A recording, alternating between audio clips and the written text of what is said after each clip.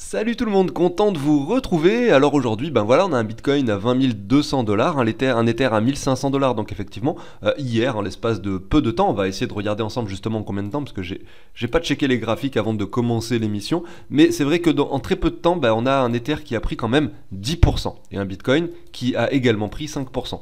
Si on zoome un peu et qu'on regarde par exemple en une heure, on observe que cette hausse s'est déroulée. Alors, je vais zoomer un petit peu. Là, on était sur les 1340 $ à 13 heures et on a touché les 1525 $ ici à 20 heures. Donc on s'en fiche un petit peu, hein, mais c'est juste pour vous montrer que cette hausse a duré pendant approximativement 7-8 heures. C'est intéressant de le voir. Des fois, on a des hausses similaires qui peuvent se dérouler sur l'espace d'une heure. Des fois, ça dure sur 3 jours. Là, on voit que c'était quand même assez rapide. Ça a été sur 8 heures approximativement. Et je suppose que sur le Bitcoin, on avait quelque chose de similaire. Effectivement, la temporalité est exactement la même. On a vu une hausse des volumes assez importante pendant cette montée. Là, on voit qu'on a touché un RSI quand même très important sur du 1 heure au niveau du Bitcoin, qu'on est revenu quasiment dans la zone classique. Mais c'est vrai que ce graphique-là m'interpelle. En fait, j'ai l'impression que là, on est plutôt en train de dessiner un triangle rectangle qui pourrait être cassé par le haut, hein. D'ailleurs, c'est peut-être même en train d'être le cas.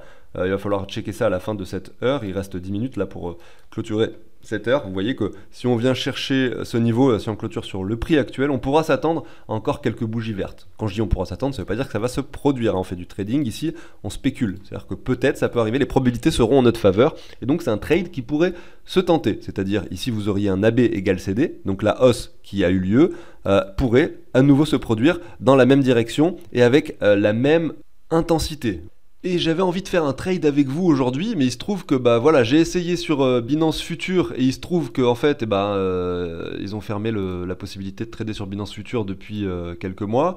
J'ai essayé également sur Cross là, sur le spot, mais au niveau de Cross et Isolated, je sais qu'on peut mettre du levier, etc. Mais vu que j'ai jamais utilisé, finalement, il faut que je pousse un peu le sujet pour le faire avec vous. Donc dans tout ça, j'ai perdu à peu près une demi-heure, voire 45 minutes. Et là, en fait, il y a 2 minutes, j'ai le Bitcoin devant moi, je vois le Bitcoin Pump qui vient casser cette ligne de résistance. Donc ce triangle rectangle que vous avez à l'écran, c'est bien vérifié. Ce AB égale CD sera probablement vérifié avant même que la vidéo soit publiée. Donc c'est-à-dire qu'on pourrait probablement venir chercher les 21 000 très rapidement, maintenant qu'on a cassé cette zone de résistance. Et de façon assez franche, hein. C'est ça qui est intéressant à voir, c'est que quand on le casse, si je passe regarder sur du 5 minutes, c'est très rapide. Vous voyez que là, on vient chercher un double top. Donc si je mets cette ligne-là ici, voilà, on vient chercher une zone, je peux la matérialiser en zone, hein, qui représente un double sommet. Et quand on la casse par le haut, c'est plus le moment d'aller faire son trade en fait, c'est déjà trop tard. C'est le moment où ça monte très très fort, très très vite. Ici c'est en 5 minutes, donc je vais essayer de zoomer encore si je peux, par exemple en une minute, pardon, excusez-moi. Et on voit que, regardez, quand on a cassé cet ancien sommet ici, voilà, c'était sur cette bougie-là, très rapidement. Et bien, 2 minutes après, on était déjà aux 20 773 $. Donc, vous voyez, on est passé de 20 400 à 20 700 en 2 minutes. Donc en fait, c'est très très dur de trader et c'est pour ça que quand on lance son trade, on le fait dans une phase d'incertitude sur un point de résistance ou pourquoi pas plus bas en espérant qu'on revienne par exemple ici pour lancer son trade, etc. Mais c'est très dur de trader sur une confirmation. Et ça, je le répète encore, les confirmations sont très difficiles à trader. Ça se vérifie ici sur du très court terme, mais sur du weekly, c'est la même chose en fait. On a le même phénomène qui se produit. Là, on voit qu'on est en train de retracer. On a touché les 20 700, on retrace légèrement. Là, je vais faire une petite analyse d'ailleurs.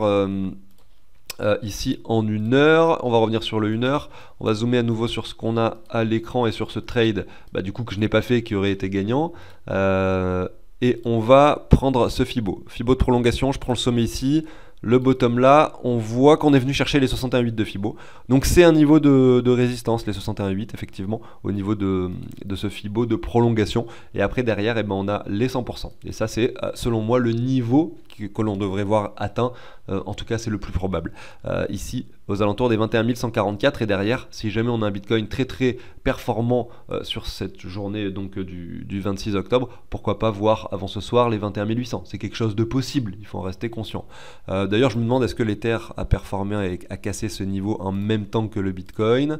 Voilà, oui, bah, légèrement, on est sur, ouais, on est sur 13%, ouais, oui, quand même, oui, oui, l'Ether se comporte vraiment très très bien. Bref, j'en ai fini pour cette introduction où on a vu de façon très court terme le prix du Bitcoin. Aujourd'hui, on va aller analyser, on va prendre du recul sur ce qui est en train de se passer, et on va donc analyser le Bitcoin, l'Ether, comparer ça un peu au S&P 500. Est-ce que la bourse traditionnelle, justement, est en hausse en ce moment, ce qui pourrait justement déclencher ces mouvements sur le Bitcoin, ou est-ce que c'est complètement décorrélé? On va aller voir ça ensemble, et puis je vais vous passer ensuite quelques altcoins. On va regarder quelques altcoins, certains graphiques. Je vous souhaite une excellente vidéo. Pensez à l'abonnement, au like si le contenu de cette chaîne vous plaît. Moi, je vous dis à tout de suite juste après cette petite introduction.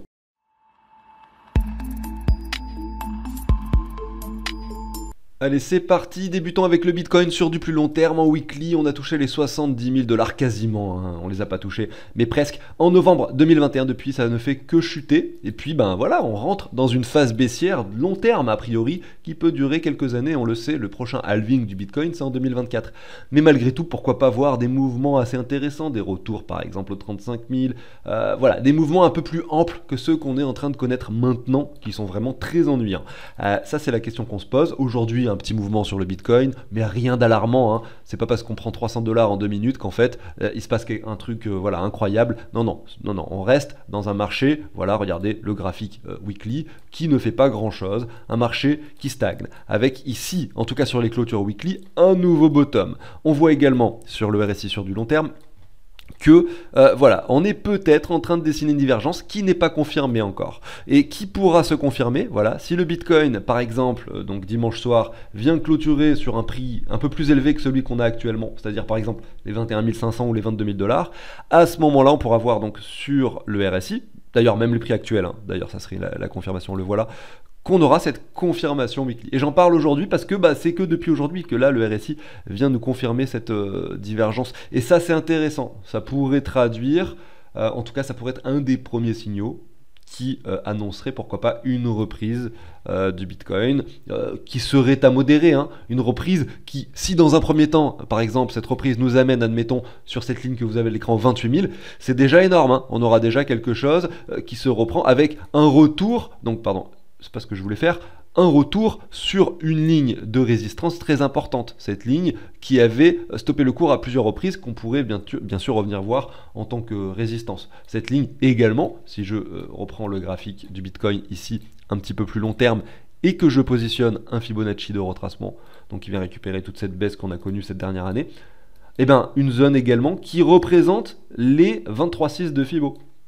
Donc si on positionne, vous voyez ma ligne, moi je l'avais mis ici parce que j'étais allé en dessous des mèches, mais si je positionne ça sur le Fibo, on voit que voilà, on a plutôt les 29 760 $.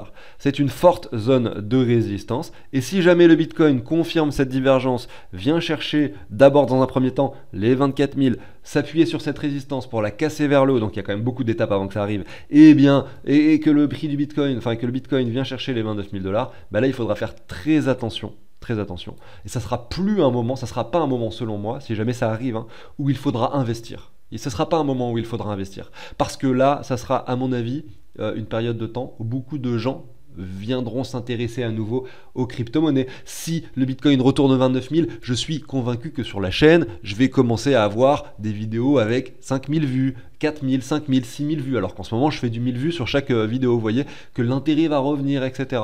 Par contre, ça ne sera pas forcément le meilleur moment pour acheter. Le meilleur moment pour acheter, eh bien, c'est ce qu'on a vu lors des 3 semaines précédentes, eh bien, c'est potentiellement le prix actuel, et encore plus des prix plus bas si jamais le Bitcoin veut bien nous les offrir. Mais s'il ne nous les offre pas, eh bien, effectivement, en ce moment, on a quand même un niveau intéressant pour investir, hein. On l'a vu sur plein de choses. On a des volumes qui sont croissants ici, certes. Oui, on a le RSI qui nous imprime peut-être une divergence, on a une localisation très intéressante qui représente les 20 000, enfin, on a plein d'éléments en fait qui nous le laissent penser, un désintérêt général sur les cryptos, etc. etc., etc. Le nombre d'éléments qui nous laissent penser que les prix actuels sont intéressants pour investir sont tellement nombreux que en fait, selon moi, les probabilités quand même pour qu'on traduise une légère hausse avant un retour aux 10 000 s'il devait avoir lieu, la probabilité pour qu'on traduise une hausse est plus importante. Mais après, peut-être que je peux me tromper, bien sûr, je vous donne mon ressenti, et c'est pas à prendre comme ça à la lettre. Voilà pour le Bitcoin. On va aller voir le SP500 par exemple. Le SP500, si on le regarde ici, On voit que cette hausse sur le Bitcoin se traduit également par une hausse en ce moment même sur la bourse traditionnelle. On avait vu ensemble qu'on avait un joli canal d'expansion qui est toujours dessiné ici sur l'écran. On n'est pas venu le chercher ici au niveau de cette baisse et on est même plutôt en train de rebondir. Est-ce qu'ici on a une divergence? Alors là oui, c'est intéressant également de constater qu'en daily, donc sur le RSI, on a une divergence qui s'est dessinée. Vous voyez, un cours qui fait un nouveau plus bas sur le SP500 avec du coup un RSI qui lui ne fait pas de nouveau plus bas, qui monte. Donc c'est ce qu'on appelle une divergence. Et on voit que par exemple ici ça ne s'était pas produit lors de ce bottom là. Vous voyez. On voit que là, ici on n'a aucune divergence, on continue à baisser, bim, là aucune divergence, etc. Donc ça fait longtemps qu'on n'en a pas vraiment vu en fait. Ici on en avait une de divergence, vous voyez, le cours qui descendait, le RSI qui montait. Derrière, on a eu cette petite hausse qui nous a ramené sur le haut du canal. Donc là, c'est vrai que ce point-là, c'est un point de résistance pour le SP500. Mais le fait que le SP500, admettons, imaginons que le SP500 revienne sur ce prix des 4000, enfin sur ce, voilà, sur cet indice revienne sur le prix des 4000 dollars approximativement, pourquoi pas imaginer un Bitcoin qui lui continue de performer. Donc, comme on l'a vu juste avant sur l'analyse que je viens de faire ici, je ne sais plus où elle est, on puisse revenir sur ce niveau, voilà, des 29 à 30 000 dollars. C'est quelque chose d'envisageable. Alors qu'est-ce que ça pourrait traduire sur l'Ether? Un Bitcoin qui revient avec 29 000 dollars. On va essayer de regarder le graphique de l'Ether par rapport au dollar juste après, et également de son graphique par rapport au Bitcoin pour observer tout ça. Mais d'abord ça, avant ça, je regarde l'altcoin dominance. On a vu qu'on avait touché ce point de résistance et que là, en fait, on a des altcoins qui sous-performent, c'est-à-dire qui chutent plus que le Bitcoin depuis des semaines. Sauf aujourd'hui, parce qu'aujourd'hui, on constate que l'Ether fait 14%, le Bitcoin en fait que 7%, etc. Donc là, ça ne se vérifie pas en tout cas sur la journée d'aujourd'hui, ni depuis le début de cette semaine, puisque on a une semaine, on le voit sur ce graphique que j'ai déjà perdu, qui est légèrement dans le vert. Mais je sais pas pourquoi, j'ai le sentiment, et c'est pour ça que ces derniers temps, en fait, pendant cette hausse, et notamment dans cette partie du graphique, je me suis séparé quand même de beaucoup d'altcoins pour acheter du Bitcoin. Aujourd'hui, je suis pas encore re-rentré dans les altcoins. J'en ai des altcoins. Je suis pas en train de vous dire que j'ai fait all-in dans le Bitcoin, pas du tout. J'ai quand même beaucoup d'altcoins. Mon portefeuille est diversifié dans une certaine mesure, mais j'ai vendu des altcoins pour du Bitcoin ici, en espérant racheter des altcoins un peu plus bas lorsque le Bitcoin prendra de la valeur, on va dire, de façon plus importante que les altcoins. Je m'attends à ce qu'on revienne ici sur cette ligne avant de commencer à procéder à des achats intéressants. Mais malgré tout, il faut savoir, et peut-être que je fais une bêtise, puisque on est déjà revenu sur les 38,2, on les a touchés. Donc là, effectivement, c'est peut-être déjà un niveau où il faut commencer à se dire, voilà, les altcoins, on sait jamais, si on a une folie au niveau de l'Ether et des altcoins, pourrait revenir sur ce niveau-là, etc. Mais on reste assez élevé, quand on regarde la globalité du graphique, il n'y a pas besoin d'avoir... de faire une analyse compliquée pour observer très facilement que sur les altcoins, on est sur un niveau important.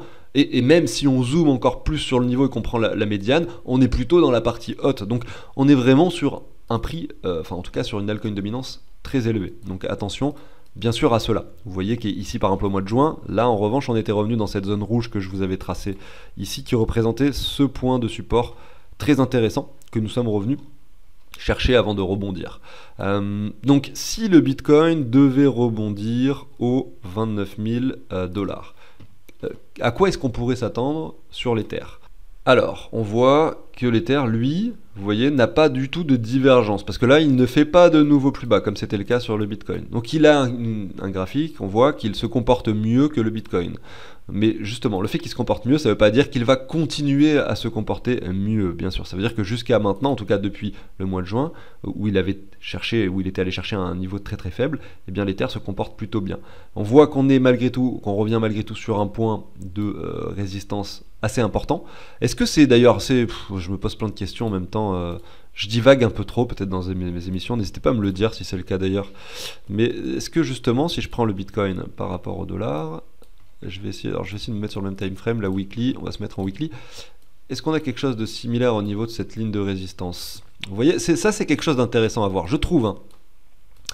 Ici, vous avez à droite le Bitcoin, à gauche l'Ether. Vous voyez, j'ai tracé une ligne où on observe que sur l'Ether, on est encore en dessous, que c'est un niveau de résistance important, qu'il faut vraiment le casser pour espérer une hausse. Et donc c'est un point de résistance, c'est-à-dire qu'on peut rebondir à la baisse dessus, comme jongler dessus, comme la casser dans les semaines qui viennent. Ça, on ne sait pas. Sur le Bitcoin, c'est différent. Cette ligne de résistance, en fait, qui est finalement la même au niveau de la temporalité, au niveau de tout sur le graphique, eh bien elle a déjà été cassée. Alors attendez, j'ai encore fait une bêtise pour rester poli. Hop, voilà.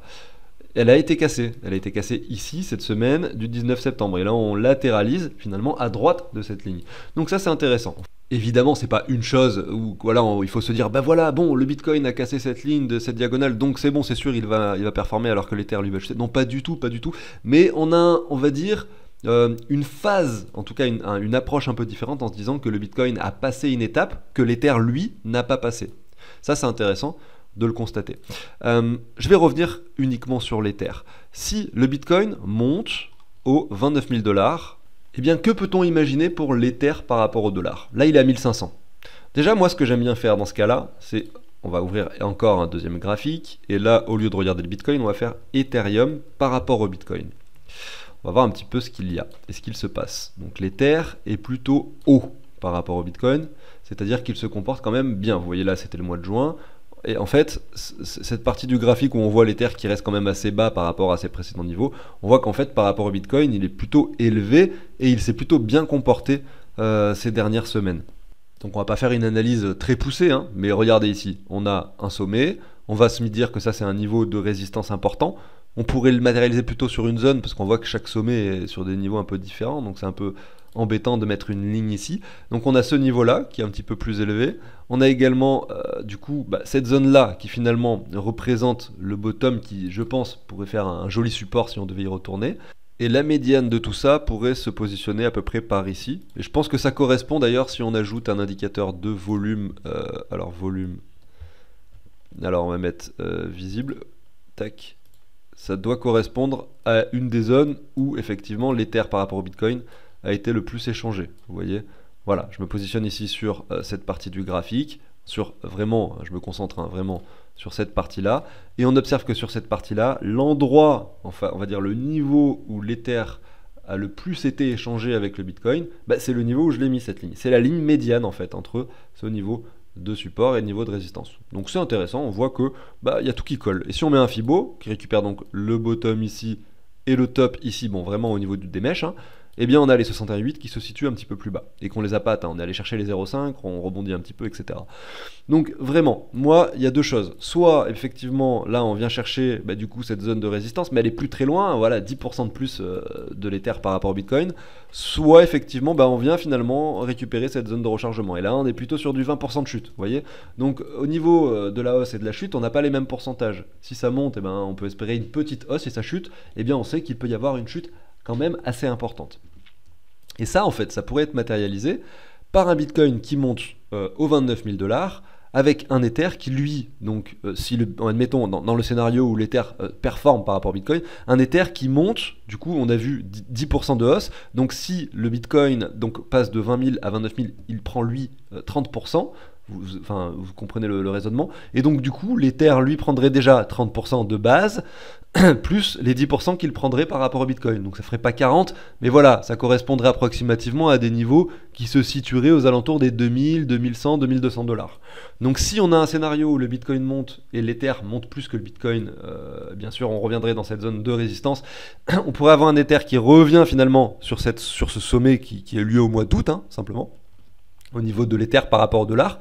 Si en revanche on a un Ether qui lui décide de revenir dans cette zone de rechargement plus basse, on a un Ether qui perd 20% par rapport au Bitcoin. Et donc si le Bitcoin lui monte aux 29 000, on aurait un Ether qui prendrait seulement 10%. Donc un Ether qui passerait par exemple aux alentours des 1700 $ avec un Bitcoin à on va dire 29 000.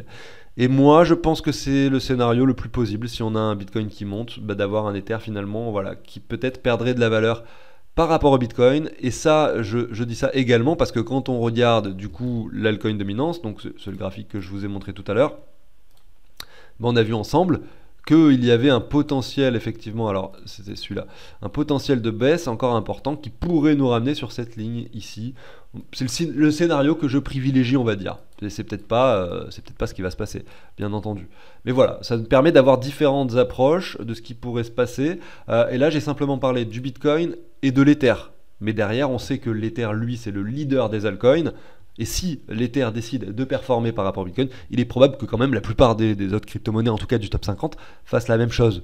Donc bon, après, aller faire des analyses de chaque crypto-monnaie individuellement par rapport au Bitcoin, c'est assez lassant en fait, parce qu'elles ont toutes des graphiques à peu près similaires en ce moment. Après, ce qu'on peut s'amuser à faire, c'est, comme je fais de temps en temps avec vous, c'est Crypto Bubble. Parce qu'on sait qu'il y a des crypto-monnaies qui ne suivent pas forcément le marché, ou alors qui le suivent mais de façon un peu plus exponentielle, un peu plus puissante. Ou même d'autres qui ne sont pas du tout dans le move. Hein. Regardez, MKR, Maker, DAO, ils sont pas du tout dans le move, moins 15%. Mais pourquoi est-ce que cette crypto fait moins 15% alors qu'on a un marché global dans le vert? Vous voyez, il y a des cryptos qui ne respectent pas. Mais la grande majorité, vous le voyez, sont entre 7 et 12%. Vous voyez, tous ces cercles-là ici, qui font à peu près la même taille, finalement, bah, c'est des cryptos qui font la même chose. C'est pour ça que quand je dis que vous les regardez individuellement, etc., c'est pas forcément intéressant. Donc c'est bien d'aller voir un petit peu de temps en temps Crypto Bubble. Vous pourriez avoir les mêmes informations sur CoinGecko, mais là je trouve que c'est plus visuel. Et vous avez la possibilité d'aller voir les cryptos un petit peu qui performent. Par exemple, on va en prendre une Clay. Clay, je vais la regarder par rapport du coup au dollar. Donc Clay USD. Et là, vous avez plusieurs choix. Parce que, en fait, si c'est une crypto qui performe sur une journée, vous pouvez regarder son graphique. Et en fait, il peut y avoir plusieurs possibilités. Soit, finalement, c'est une crypto qui peut être intéressante d'acheter. Dans le cas où ça a fait que de chuter, un peu comme c'est le cas là, hein, on voit que ça fait que de chuter, qu'on vient chercher un point plus bas que le précédent, que le RSI, effectivement, lui dessine un début de divergence qui pourrait être confirmé bientôt, etc. Donc là, on a vraiment beaucoup de signaux qui nous indiquent qu'en fait, même s'il a pris 40%, il y aura peut-être des prix intéressants à saisir dans les jours, semaines qui viennent sur Clay, puisque on voit que quelque chose se passe et que il a quand même énormément chuté. Donc je le positionne vraiment dans les cryptos à suivre. Et si on a cette confirmation effectivement qui se dessine, il y a peut-être un coup à jouer sur Clay. Donc vous voyez, c'est pas parce qu'on voit des 45% que forcément elle a énormément performé, que du coup c'est plutôt le moment de revendre, etc. Non, pas forcément. Vous voyez que sur Clay, si vous regardez le graphique long terme, malgré qu'il y ait eu 40% de performance, on est encore très très bas sur le graphique et il y a peut-être des opportunités à saisir. Regardons maintenant Chiliz, qui lui a un graphique également assez intéressant. Alors, on va se mettre en weekly pour observer ceci. On voit qu'on a un point bas ici, un point bas encore plus bas, pas de divergence. On revient par ici sur le token et on voit qu'on est peut-être potentiellement en train de dessiner une figure qui pourrait s'apparenter à un épaule tête-épaule inversé. Donc le fait de voir, vous voyez cette chute récente sur ce token, donc qui est Chiliz, avec un retour en plus quasiment au 61,8, donc en plus qui représente vraiment ce point bas précédent, me laisse penser que là il y a peut-être, en tout cas, un niveau où voilà, quelqu'un qui souhaiterait investir dans Chiliz, peut-être que les niveaux actuels sont pas si moches, sont pas si dégueulasses pour être vulgaire. Mais en fait, voilà, je pense que là, on a pourquoi pas également un coup à jouer. Après, il y a des cryptos qui en revanche, donc dans leur globalité, on voit que beaucoup de cryptos sont sur des niveaux intéressants. Mais malgré tout, c'est pas forcément le cas de toutes. Par exemple, Matic, il y a eu des bonnes news récemment, mais on voit que là, on est plutôt sur un point de résistance. Donc peut-être qu'on peut aller casser ce niveau et aller chercher des sommets, etc. Mais c'est pas la crypto que je privilégierais si jamais je devais me constituer aujourd'hui un portefeuille d'altcoin. Vous voyez? Parce que on est quand même haut et que je préfère acheter sur des zones de rechargement, ou je préfère même encore les cryptos comme Clay qui font des nouveaux bottoms et qui commencent à peine à confirmer des divergences au niveau du RSI. C'est plus risqué d'aller investir peut-être même dans des cryptos comme ça, parce que même si la divergence n'est même pas confirmée, qu'en plus on n'a pas de W, on n'a rien, ça reste quand même assez risqué. Mais c'est là où vous allez avoir plus de potentiel de gain, et en diversifiant, vous allez peut-être également vous retrouver en fait, même dans le cas où vous faites quelques erreurs, ou effectivement vous achetez des cryptos qui ne performent pas dans la globalité des choses. Si vous vous concentrez sur par exemple le top 100, on va dire top 50, et que vous choisissez bien vos cryptos en fonction de leur graphique, et pourquoi pas du fondamental et du projet, et si vous vous y retrouvez, vous pensez que c'est quelque chose d'avenir, oui, peut-être que ça peut être intéressant et pertinent d'aller investir dessus. Mais il faut quand même regarder le graphique, selon moi, c'est un des premiers critères à prendre en compte, et ne pas aller FOMO, c'est-à-dire aller acheter quelque chose qui est déjà très élevé sur le graphique. J'aime bien prendre cet exemple aussi du Binance Coin, parce que le Binance Coin, voilà, ça c'est son graphique par rapport au Bitcoin. Donc il a fait un ATH, c'est-à-dire un nouveau sommet, très récemment. Là, on a donc un nouveau sommet sur le RSI. On a un début de divergence qui est loin d'être confirmé. Donc peut-être que le Binance Coin pourrait continuer sa hausse Bien sûr, il n'y a aucune configuration ou de marché bearish là dans ce qu'on en a à l'écran. Ici, il faudrait casser cette ligne-là, avoir un cours qui descend un peu, etc. Mais si par exemple, vous avez un Binance Coin, je ne dis pas que ça va se produire, mais qui revient chercher cette ligne-là, voilà, regardez, cette ligne-ci, donc qui est une ligne de support pertinent, avec un récit qui vient confirmer une divergence là, attention, là ça sera vraiment critique, et il faudra se dire que ça sent mauvais. Sauf que quand ça va arriver en fait, et admettons que le Bitcoin reste sur les prix actuels, vous allez avoir un Binance Coin finalement qui vaudra beaucoup moins que maintenant, peut-être qu'il aura déjà divisé, on va essayer de regarder ça, hein. Si le Bitcoin reste au prix actuel et qu'on vient chercher ce niveau-là, il aura déjà perdu 20, 30, 25, 22%, 23%. Est-ce que si le Binance Coin perd 22%, vous allez vouloir le revendre? Peut-être pas, mais pourtant on aura toutes les confirmations qui nous indiqueront que ce sera effectivement un moment très critique où c'est peut-être préférable de se séparer de ces Binance Coin. Donc partant de ce postulat-là, partant de ce principe-là, moi qu'est-ce que je préfère faire? Eh bien je préfère dès à présent me séparer un peu de Binance Coin au cas où ce scénario se produirait. J'ai pas envie de voir mes Binance Coin perdre 30% et ensuite devoir prendre cette décision de savoir si je les vends ou pas parce qu'on enclencherait un marché baissier. C'est là où on prend finalement. C'est pour ça qu'il vaut mieux, c'est comme on le dit toujours, et ça sera la conclusion de cette émission, il vaut mieux vendre finalement trop tôt que trop tard. En fait, je pense que le résultat peut être le même au final que vous vendiez trop tôt ou trop tard.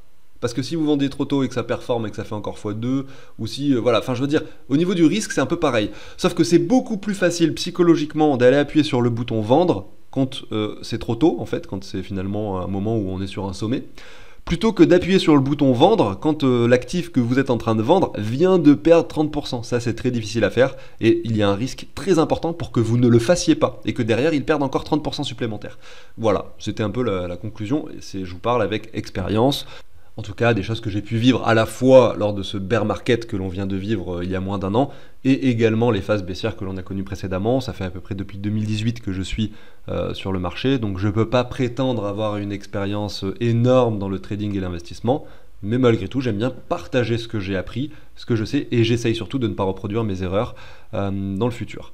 Ceci étant dit, j'arrive sur la fin de l'émission. Sachez que sur cette chaîne, vous pouvez obtenir un outil qui vous permet de gérer vos investissements. Alors, je parle ici d'un simple tableur. Vous allez pouvoir mettre toutes vos crypto-monnaies, donc une à une, vous allez les entrer. Leurs prix vont s'afficher automatiquement en temps réel. Toutes les 3 minutes, les prix de chaque crypto s'actualisent.